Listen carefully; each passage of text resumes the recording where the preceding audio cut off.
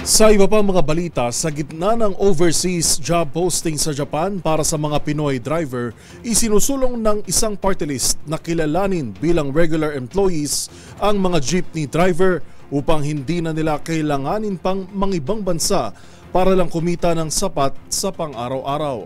Narito ang report.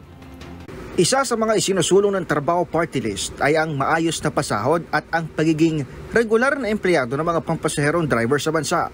Ayon kay Attorney Michelle David Espiritu, tagapagsalita ng trabaho party list, mahalagang mapangalagaan ang kapakanan ng mga tsuper upang hindi na nila kailanganin pang magtrabaho sa abroad.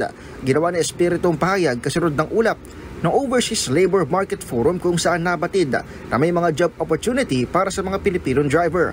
Batay rito, mga kailangan ng Japan ng higit 24,000 taxi drivers at 4,000 train drivers na may buwan ng sahod na naglalaro sa pagitan ng 58,000 pesos hanggang 65,000 pesos. Kaya naman sabi ni Attorney Espiritu ng Trabaho Party List, dapat mapaganda ang kondisyon ng trabaho ng mga ito sa bansa at makasabay sa international standards upang hindi na sila mapilitang iwan pa ang kanilang mga pamilya.